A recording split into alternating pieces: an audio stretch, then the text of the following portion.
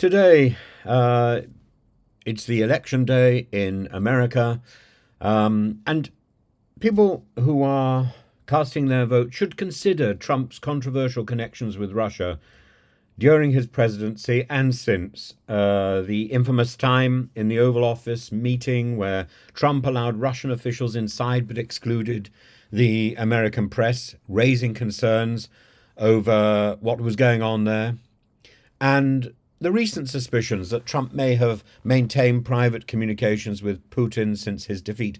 The reports from journalists like Bob Woodward hinting at the lack of transparency, especially given Trump's own comment that any relationship with Putin would be a smart thing. This cultivates an air of potential hidden allegiance, especially as Russia pursues its aggressive stance in Ukraine and does its best on Russian television to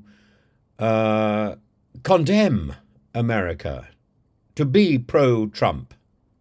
Whatever is said diplomatically, it's not the same story when you switch on a Russian television program and you listen to this open propaganda, to this open contempt for another country. This isn't an abstract series of accusations, but a tangible risk to US interests, given Russia's 2,000 nuclear weapons and Trump's potential influence on US foreign policy. And Trump's recent claims of foreign interference by the UK Labour Party, based on a now deleted LinkedIn post where Labour officials encouraged UK staffers to support Kamala Harris. Trump's campaign has alleged this constitutes unauthorised spending, despite Labour's denial and clarification that volunteers paid their own way. Did Farage? Farage, only the other day, basking in mentions from the podium by Trump. The long-standing tradition, of course, of cross-campaigning between UK and US political parties, the Labour alignment with the Democrats while the Conservatives aligned more with the Republicans, though this morning I noted on, I think it was LBC, the former Foreign Secretary Lord Haig saying that although he'd supported Reagan and Bush, he wasn't supporting Trump. Recent examples of Boris Johnson and Liz Truss publicly supporting Trump, of course, underscore the routine nature of these alliances, but it doesn't go all the way this time. The BBC and other outlets have amplified this relatively minor story about supporting the Democrats, focusing on Trump's press releases rather than more pressing matters affecting the public. Compare this with the BBC's coverage of trivial stories like Starmer's Taylor Swift tickets, as opposed to substantive political issues. This reliance on Trump's sound bites is arguably a disservice to a well-informed public.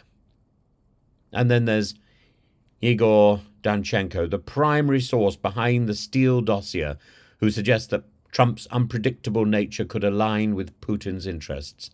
Danchenko believes Putin could exploit a Trump victory given Trump's wavering support for Ukraine.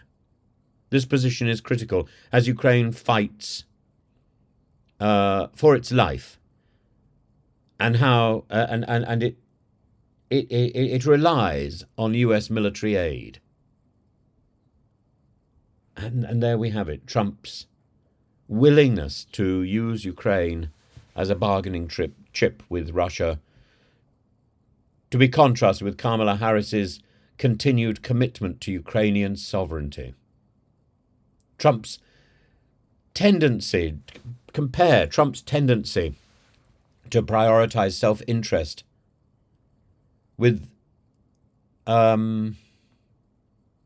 which could lead to a more isolationist stance, undermining NATO, undermining current US foreign policy, and then contrast that with Putin's specific vested interests in pushing forward with his Ukraine plan, his desperation to the point where he's using troops from another country, from North Korea, his perhaps unspoken interest in a Trump win, thinking this would weaken Ukraine, would weaken NATO's unified front, would grant him leverage. Danchenko's assessment is there that Russia is prepared to leverage its influence in such ways to ensure a Ukrainian collapse. These are high stakes in this election. So while Trump's allegations against Labour may seem like a diversion, his ties with Russia are real, and they pose real, profound questions about America's global role and America's future.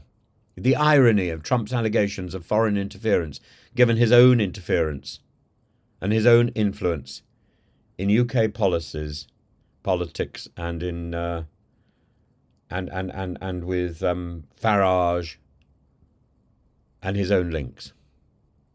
The BBC's role in amplifying Trump's sensational claims, while major issues like Russia's influence in US politics go underexplored by the BBC. I think Trump has a lot to answer for, but I think the BBC has a lot to explain.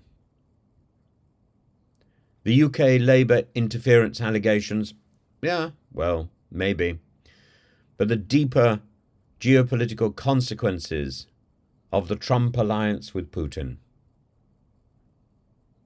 I think this is the thing we should be watching out for as the minutes tick by to the election result.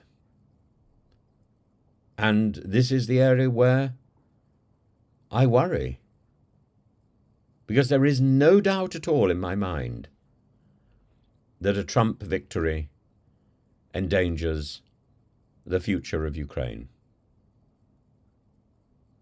I can't say that a Kamala Harris victory ensures Ukraine's future and our security, but I can say with some certainty that a Trump victory makes all that so much more uncertain